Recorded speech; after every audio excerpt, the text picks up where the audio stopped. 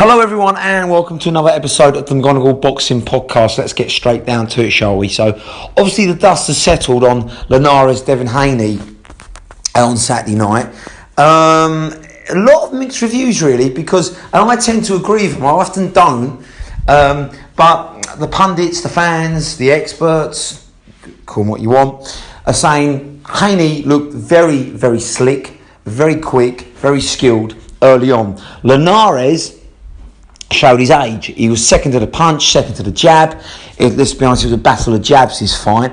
And he looked tentative, a bit of ring rust.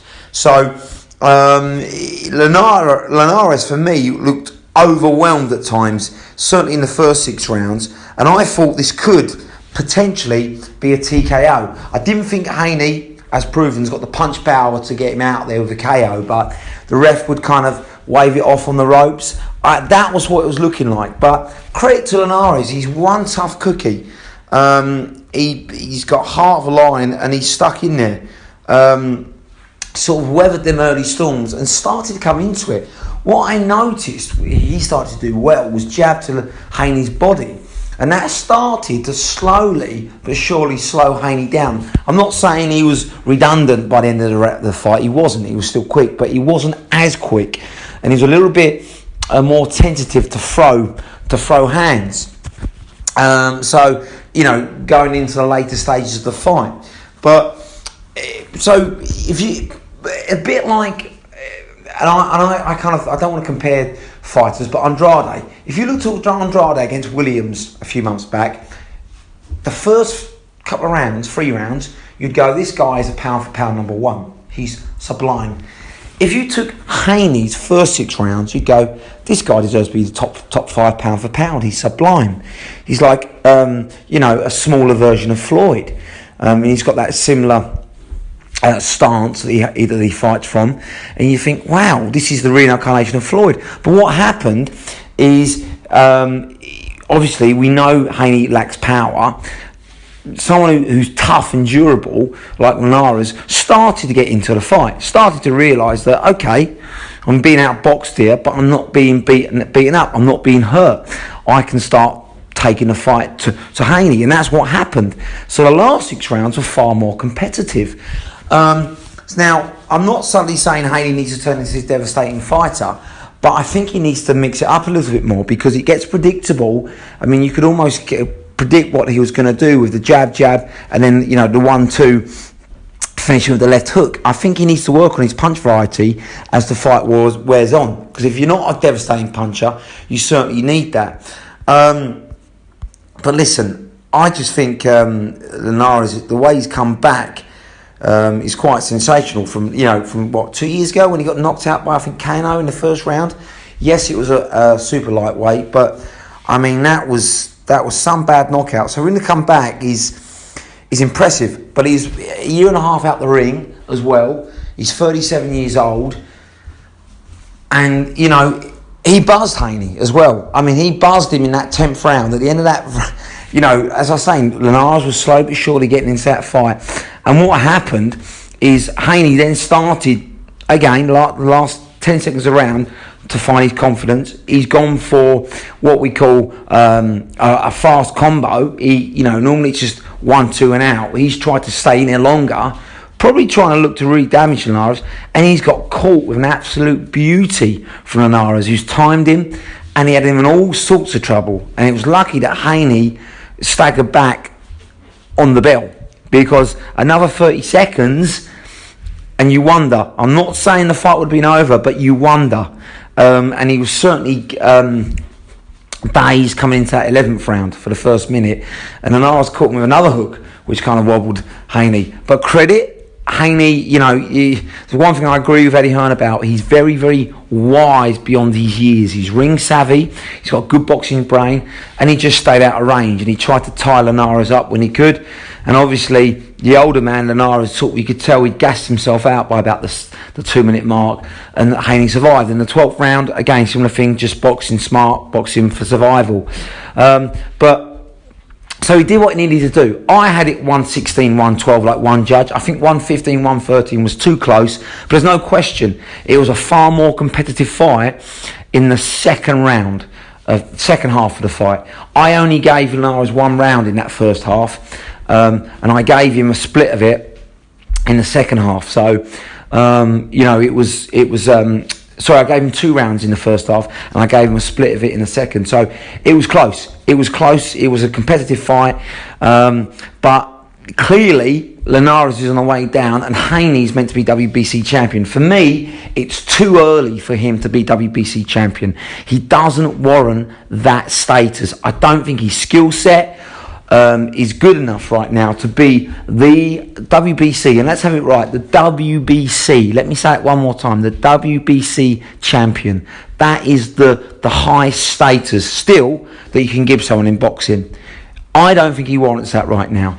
I don't think he's experienced enough, or he's literally good enough. That's not to say he's not a good boxer. He's a very good boxer with phenomenal hand speed and very good footwork, but he doesn't have the experience. I don't think he has the power, and he's there to be caught. And I think at the moment, people start to figure him out after 6 or 7 rounds, a bit like Andrade, very similar. And let's be honest, he's not the most exciting fighter to watch, Devin Haney. I think the Linares fight was entertaining. It wasn't a bad fight to watch, but when you're not fighting a big name like that, even though Linares is on the way down, you can see like it's going to be a one-sided sort of beatdown for 12 rounds, because Haney's not going to get a lot of people out of there. People are going to get bored, because it's just going to be jab, jab, hook, hook, jab, jab, and people don't want to watch that. They want to see big knockouts or competitive fights. And that's not to blame Haney. Boxing is the art of it is to hit and not get hit. I get that, but at the moment he's getting hit. And Ben Davison obviously can dress it up as much as he wants, but that was a bad buzz. He was hurt badly going into that round 11, and I tend to agree with Lopez and Garcia, who of course jumped onto the social media, as they would do after the fight, saying, listen, if that was me, you'd be out the next round. And I tend to agree with that.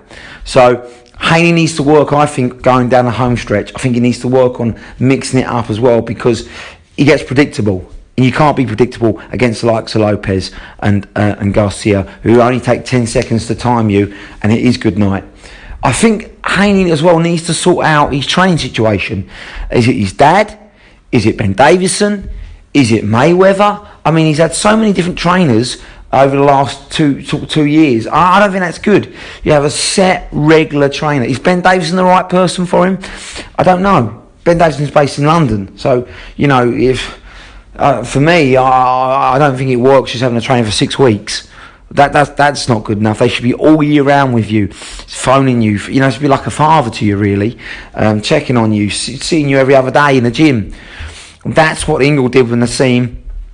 That's what makes a great trainer. That's what Stewart did with Hearns. This is the combination you need. So he needs to sort that out, especially at a young age. 22, he's going to get better and better, and I feel he will go on to be a superstar in boxing. I feel he will warrant being a unified champion. I can see all that happening, but just not now. He needs improvement. I think he's been fast-tracked too early, and some of that's not his fault. He's been given the WBC title pretty much. That's on the WBC. But of course now, being the champion, he has to fight the best of the best. And let's be honest, he got away, he got a give me fighting Linares, really, who's not anymore really in the top 10. But now it's going to get harder and harder and harder for him. So he's on a tough track. I mean, 22, he's trying to develop his skills, and he's WBC champion. Not ideal at all. I don't think on that performance he beats Garcia. I don't think he beats Lopez, and I'm not sure he beats Loma. I really don't. Loma's obviously coming back next month. We'll see, how much he's got left. But peak Loma, I think times Haney again. This is the problem. I think he susses him out and uses his radar and starts realising Haney's predictable at the moment. Haney can match him for speed. I don't think he can match him for variety, for adaptation, and angles. And so, I put Haney 4 or 5. Does he beat Tank? I don't think so. I think Tank hurts Haney. I think he walks through him. That's not to say that Haney doesn't box his head off for rounds like Santa Cruz did. But Tank's soon going to realise that this guy can't hurt me. And he's going to walk him down, he's going to hit him, and Haney's going to stay hit. So I put Haney about 5th at the moment in the lightweight division, and that's not to knock on him. He's a very talented boxer, like I say, but I don't think he's ready for that WB status right now. But obviously that's when Hearn comes in, the matchmaker. I'm sure he'll try and avoid, the big guns for a few more fights. Although his dad's calling for it, I don't think it's going to happen for a few more fights, and rightly so. Let Haney mature, let him develop. But as for Linares, listen, credit. I'd love to see him have one more big payday fight.